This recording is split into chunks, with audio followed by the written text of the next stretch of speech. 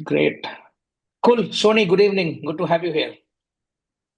Good evening, Vinod. Pleasure to be here with you on Awesome. your show. Awesome. A pleasure to have you. I think it's been a long time coming, and I'm very happy to have you as part of my podcast. So, for people, I mean, I know who you are. For people who don't know you, I think a brief introduction would help. Vinod, as you are aware that my name is Shonee Kapoor. I work in the domain of men's right, especially people facing malicious prosecution with regard to matrimonial cases, which includes dowry harassment, which includes divorce cases, which includes maintenance cases, and which includes child custody battles. Apart from that, I also consult people. I also help men find their ways legal in their legal journey against false rape cases, rape on promise of marriage, molestation, sexual harassment at workplace, which is colloquially known as post cases. Hmm. Very interesting. So, if I understand, all of this seems to be along the lines of supporting men who are probably wronged Yes, in a way. So, if I may 100%. ask, what motivated you to become an activist for men's rights? See, way back in 2008, I was engulfed in the legal field, case. It was a matrimonial case, and as it was known as 498A or a dowry harassment case, which was hosted on me by my wife. She had taken away my child, my minor child, who was 1 years and barely 6 months old at that time, away from me. And apart from that, she had filed maintenance cases and domestic violence cases and a lot of cases on me. I was not aware about the misuse of these laws till then, Okay. or whatever I was aware. I thought it is like very rare that the cases are misused. But when I got into it and I tried finding out, I realized that nearly 90% of these cases, as was spoken at that time, are false. Okay. Soon we dig into NCRB data and we realize that 98% cases are false.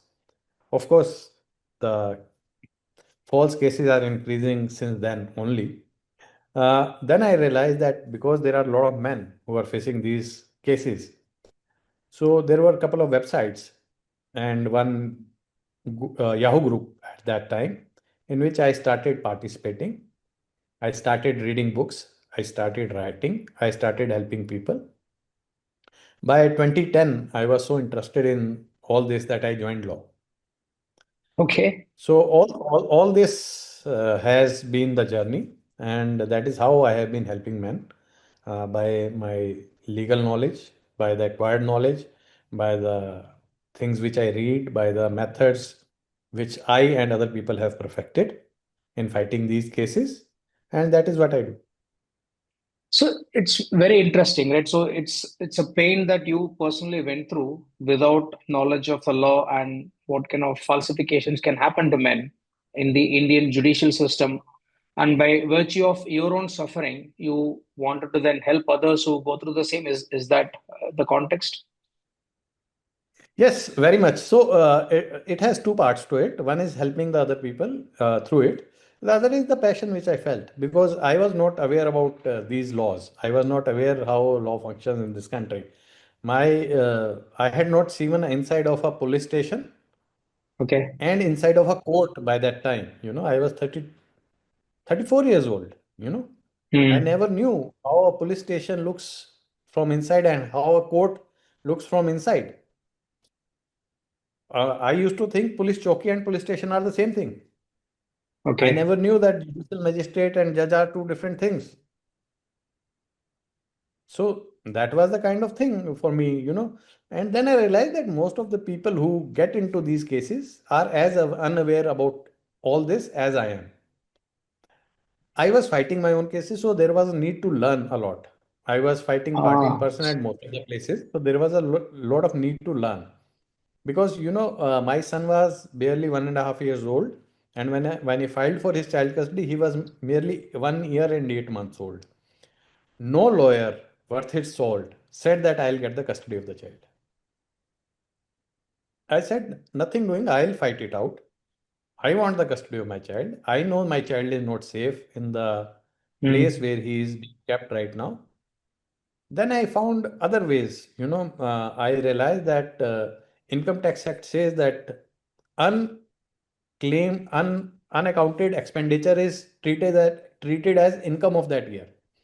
So my father-in-law had made up a figure, substantial figure, which he said that he has spent on the marriage. Hmm. Then I complained to income tax. So these are the things which I realized, and I So, think mine was the first case in which income tax was levied on a person for claiming that he has given so much dowry. wow. I still remember the Okay. figure. So this became a passion. I wanted the custody of my child. I got the custody of my child. I started pursuing law. Then it became, one thing leads to another. I helped someone, he also got benefited. I helped someone else, he also got benefited. Got Then it. I I started working with a lawyer also at that time, and but then I didn't realize I realized that courts are not a place for me. I said, Okay. okay, I won't go to courts, I won't do advocacy, but yes, I can do consultancy. And then I have friends who are lawyers and they can take up these cases. Very well take Got up it. these cases. Got it. So I think you coming from a very normal background and let's say not too much into law at the time that this happened to you, can you talk me through anyone who suddenly, let's say, gets, let's say, accused of such false cases and what happens to men at the time? What went through your mind in 2008 when your wife foisted these cases on you? So, so first thing first, I was very novice, At that time, I thought because I have not done anything, nothing untoward will happen to me. And why should anything happen to me at all, Because I have not done anything. So that was the mindset which I had. I said, I'll tell police that I have not asked for it. Police will believe me because there is no evidence that I have ever harassed my wife for dowry. But then I realized that the law is like that. There is a term called this case which I was facing was non bailable. Okay. It was cognizable and it was not compoundable. So when I Hmm. realized what these three words mean, then I realized that police is duty bound to file an FIR because the case was cognizable in nature. Complaint itself has to be treated as true for registration of an FIR. Then I also realized that it is non bailable. That means police will not extend me on bail. If they ever found me, they'll arrest me, and they arrested me. I spent 5 days behind bars Oh, in the jail. Then I got bail. Only court could grant bail. And once the case has been filed, the case cannot be withdrawn. So these are the things which I realized. And this is same thing which most people realize way late in their legal battles. hmm. They don't take any steps, any measures to protect themselves or protect their wealth or properties, and then they suffer, like I suffered in the initial phases. But when I started fighting back, I gave them a bloody nose Yeah, I think I've read at all most of. points. I think Yeah, your yeah. story So is the known. only thing they could, no, no, the only victory for them was that they were able to send me behind bars for 5 years. 5 days. And the result is 5 days, sorry. The result is that I know that that is the maximum bad which can happen to me and I can Hmm. survive that. And then I realized if I can survive that, I can survive anything. I think it did it probably toughen you up beyond the point you imagined. So there is a fear, fear of unknown that has gone out. Yeah, that's absolutely true. So I think this gives us a great background of what got you into the person that you are now, and you're helping like I don't know thousands and thousands of people. I've followed you on Twitter for a long time. How do you currently view the current state of men's rights in India, especially in the context of family and marriage laws? See, men's right in India is a fractured space. There are a lot of fiefdoms. Uh, I must say that there are groups and they all want to work towards men's right only, but their directions and internal conflicts are very high. So there are groups in Delhi, there are 4 or 5 groups working in Delhi and they don't see eye to eye to each other. There are groups in Bombay, Bangalore. So all these places, there are multiple groups which don't have a coherent strategy. Yes, they all want to help men. They all are able to help men also. I won't say that they are not able to help men, but because there is no unity, because there is no direction towards the movement, the results are far. They have not come. The results are still very far. We get some we or the somewhat successes somewhere, but they are not replicated across the country. So, if you would have seen that recently one parliamentarian in Delhi raised a question about misuse of law, another Hmm. parliamentarian demanded men commission to be made. But again, these two MPs were approached by two different groups. And I have personally met nearly 70 MPs till now.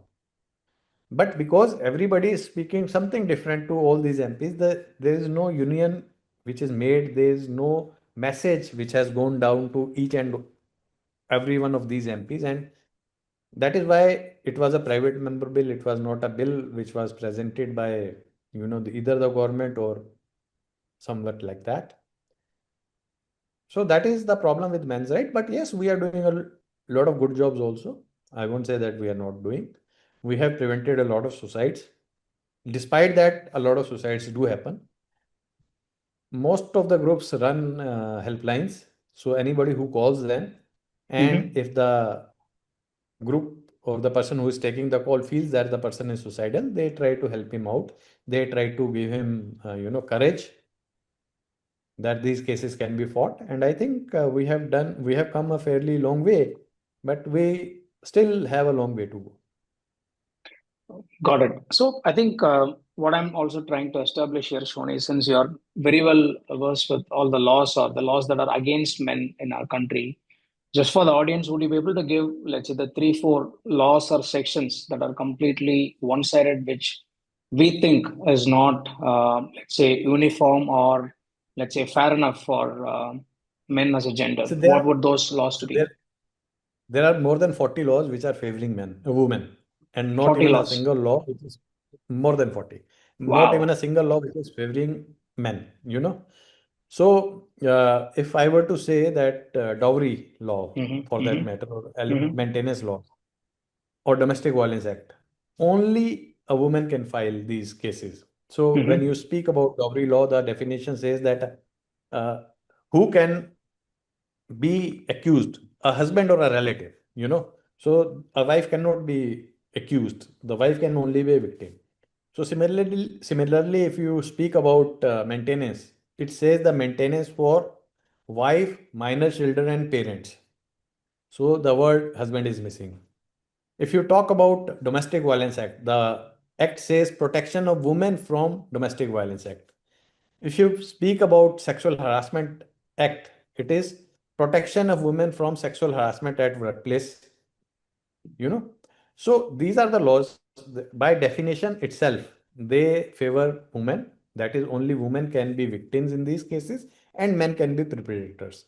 Similarly, when you talk about rape laws, when you talk about rape on promise of marriage, when you talk about molestation laws, stalking, so all these cases, only a woman can be victim. I'll give you another example Hmm. about stalking. See, way back in 2000, there I was stalked by a woman who had found fancy of me or whatever for whatever reasons. But there was no law to prevent it or protect me. It was only after she realized that nothing would come out of it, and she left on her own, or probably she got engaged or whatever, that these stalking stopped. Interesting. So yeah. So it is very difficult for a man to protect himself against a woman.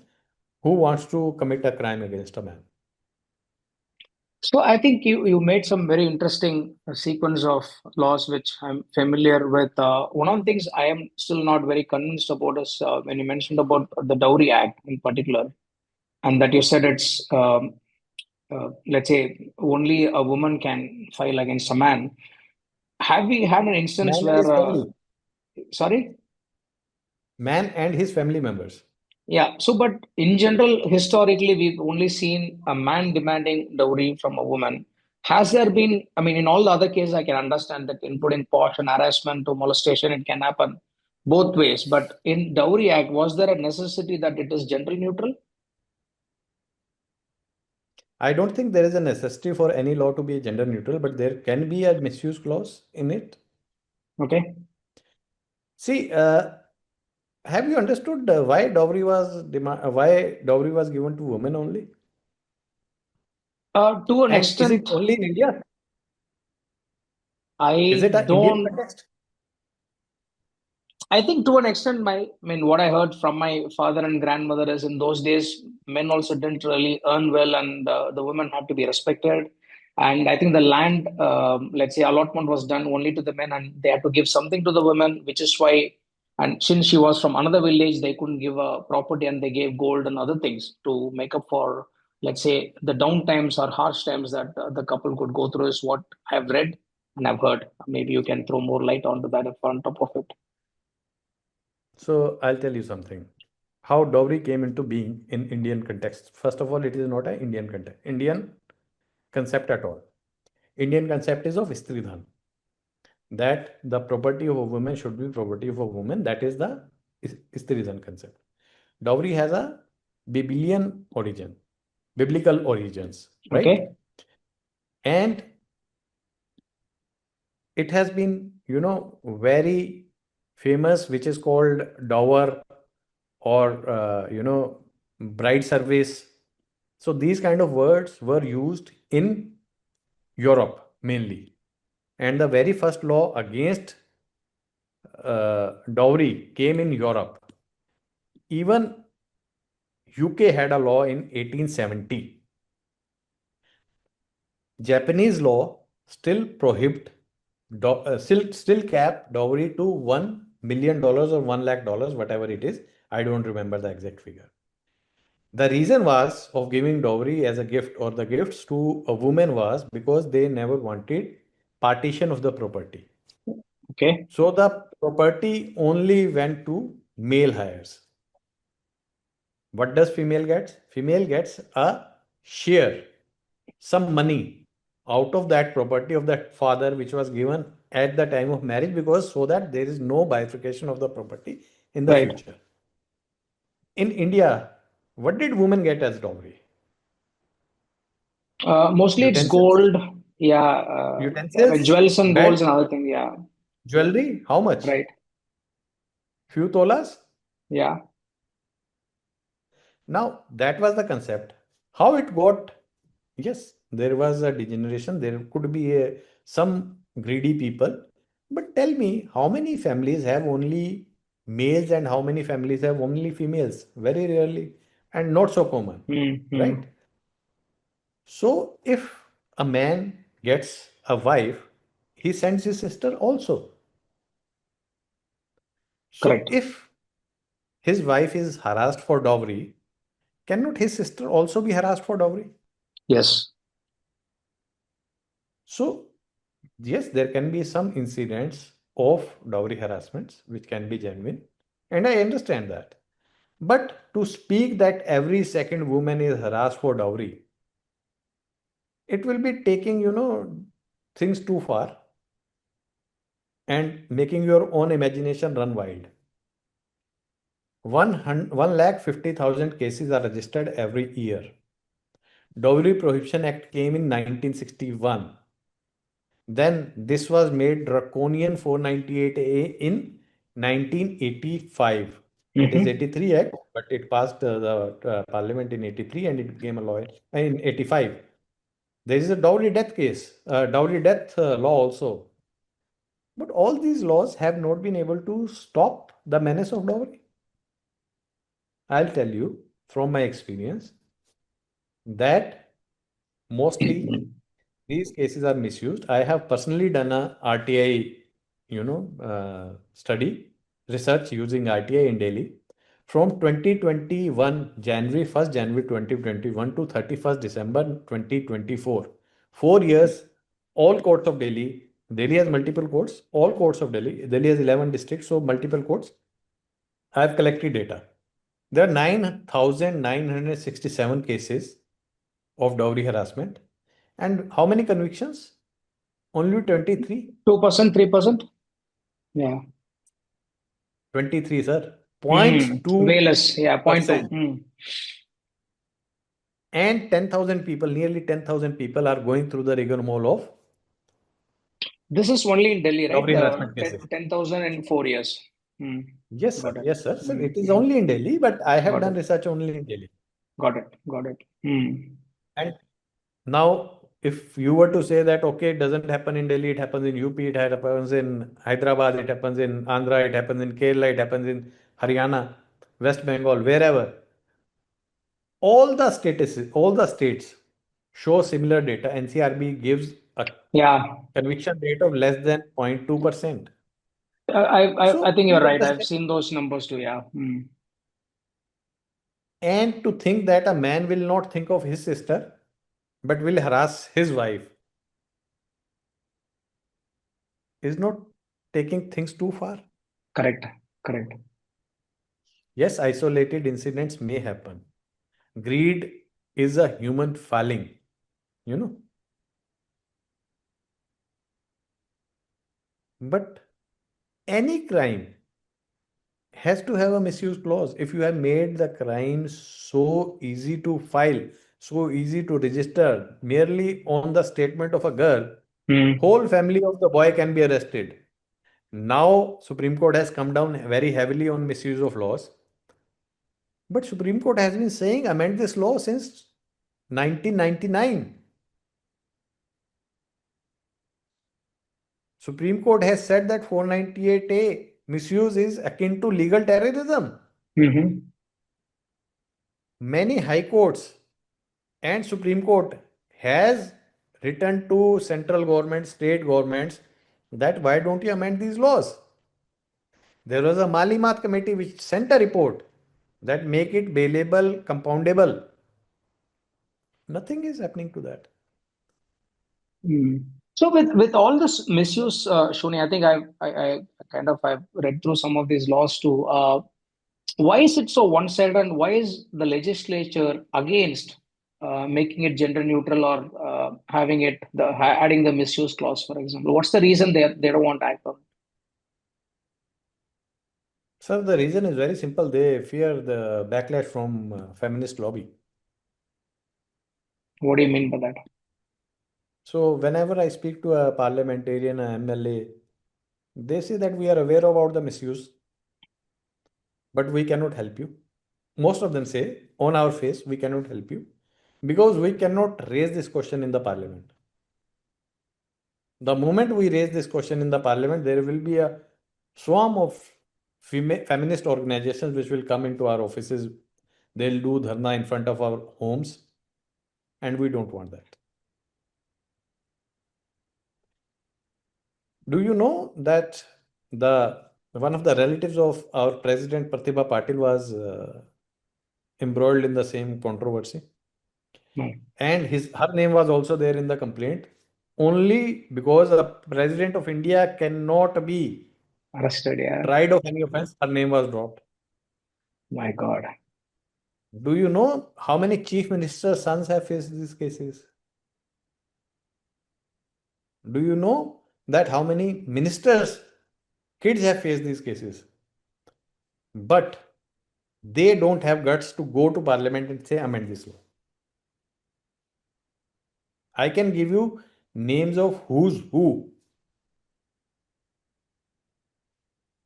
Shuri, I think what you said is actually quite, I wouldn't say strange is the right word. It's a bit shocking for me to actually understand, right? Why are people so scared of feminists as if they're terrorists? We don't seem to be scared of terrorists. We are taking them head on. Why are we scared of feminists? What are they doing to us?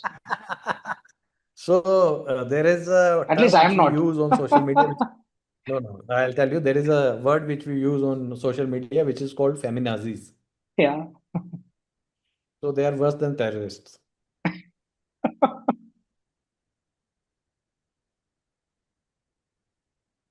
You know what kind of threats we receive on social media? Hmm. Particularly, I receive on social media. Hmm. What kind Please of tell us. words they use? I don't want to repeat it, but they are very derogatory, not only against me, it is against my whole family, including my Hmm. mother, including my sister, Hmm. Hmm. including my daughter. And it is the same females writing against them. Hmm. Why? Wow. Because, and I never said that a rape should not be a crime. I never said that the sexual harassment is okay. I only say that wherever there is a false accuser, she should also face punishment. Yeah. Yeah. Fair enough. I did another study, sir. Let me tell you about that, Vinod. Delhi government gives 4 lakh rupees to every rape victim. How much? 4 lakh. 4 lakh, which is higher than the median income of this country, Correct. annual income. Yeah.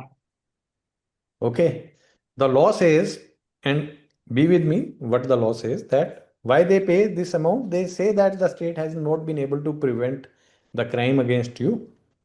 We give you a compensation. Of course, we'll try this person of the heinous act and we'll punish him also. But as we were not able to protect you, here is the compensation which the state will give. The law says that any case where the trial does not lead to conviction of a person, this money has to be recovered. Hmm. Okay. In last 4 years, nearly 130 crore rupees has been given as compensation, 130 crores. Hmm. and conviction rate stands at 4.1% In rape cases. in rape cases in Delhi. And again, I am speaking of Delhi. Hmm. Of those Hmm. 4 years, 1st January 2021 to 31st December 2024, Got it. rape rate conviction rate is 4.1%. That is, out of 25 cases, 24 cases, the accused was innocent. Hmm. And mind you, I'm only speaking about trial court. Half of these cases, when they go to higher court, they will get acquittal orders, Hmm. Hmm. Hmm. right? And how much recovery has been done by the state out of 135 lakhs, 135 crores? Nothing? Only 6 lakhs. Yeah. They wouldn't bother doing that. Yeah. Makes sense. So tell me, in this country where the median income is less than 4 lakh rupees, and a person gets merely by accusing someone of rape 4 lakh rupees, isn't that easy money? Hmm. Yeah. There are instances where a same woman has filed more than 20 cases Wow. with the same storyline. Chief Minister of Haryana, again, no, no, please don't laugh. It is a very serious matter. Chief Minister of Haryana gave a Nari Sashakti Karan Samman to a woman who claimed that she has gotten 26 rape accused arrested. Okay. Very noble thing Hmm. she has done. She has made 26 accused, she has gotten 26 accused arrested. But when thing was dug up, it was found all 26 cases was lost by her.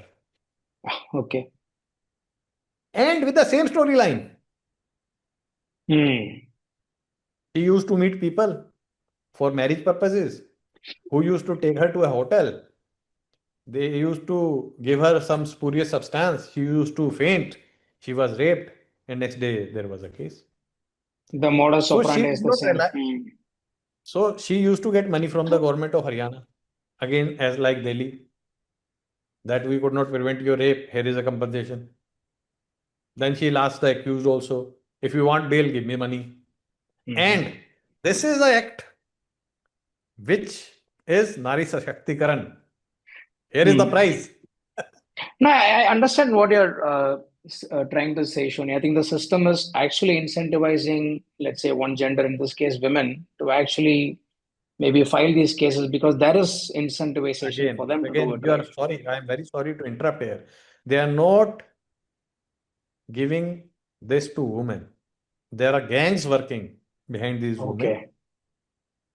They are criminals who are taking benefit of these laws, left, right, center. They operate as gangs. They target rich people. Hmm. They threaten them with rape cases. They extort money from them. Got it. There was a very big racket which was busted in Jaipur. Three, four women with couple of police people, couple of advocates. They were running a racket. There was a racket which was busted in Delhi. There was a racket which was busted in Gurugram. There was a racket which was busted in Gujarat. There was a racket which was busted in Madhya Pradesh. The ladies and the gangs had made hundreds of crores. And by not adding a misuse clause, you are incentivizing these criminal gangs. It does look like it, yeah. Shoni, one last question. I think there's a lot more to discuss with you, but we're running short of time today. We'll do another session on the terrorism versus feminazi. We'll start from there and continue. Before I let you go today, one last question to you. And this is something that I've been quite bothered with for a long time. Why do people laugh when people talk about men's rights? Because they have not faced it. I'll give you an example. There was a very high ranking person. He was a bureaucrat, very high ranking bureaucrat in Delhi. I come from a sales background, you know. Prior to coming to this profession, I was into sales. And there is a habit when I meet somebody, when I'm leaving, I say, if I can do anything for you, please do let me know. This is the kind of, you Hmm. know, courtesy thing which you tell people, you know, anything I can do, please do let. So I met him when I was leaving. I said, sir, if I can do anything for you or anybody you know, please do let me know. He laughed at me and he said, you cannot help me, only I can help you. Okay. This was an incident which happened in 2013. I remember that particular person. He came back to me in 2022. His son was facing the case. Hmm. And when I met him in 2013, he used to say, होता ही नहीं है misuse कोई इक्का दुक्का case होते हैं when he came to me in 2022 he said सारे case झूठे होते हैं because it has not happened to you you don't realize the extent of the misuse which is happening in this country and that is why it is a laughing matter.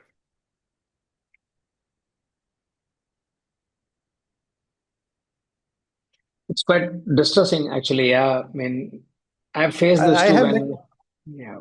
I have met people who say that we were there in Erbia, you know, we Yeah. were protesting against government. Now we are facing these cases. I Right. said, welcome to reality. Mhm. Awesome. Great. Shoni, I think it was a great eye opener for me and for a lot of people who are tuning into you today to understand the foundation that we have laid today. I think there's at least 3 to 4 more sessions that I think I'll plan with you to go much more Any number detail. of sessions, Vinod. Any No, number no, of we will sessions, do it. Vinod. Yeah, Yeah, yeah. I'm absolutely aligned on that. I also want to ensure there is a reasonable amount of fairness in law. That's been my focus too for a while. Though I'm not as much as of an activist as you, but I would like to spread awareness as much as I can. And I would soon fix up a time and we'll continue from the feminazi angle and onto the next steps that you've taken so Sure. far and what best we Sure. can still do to spread awareness in India and maybe some lessons from other countries where things are much better.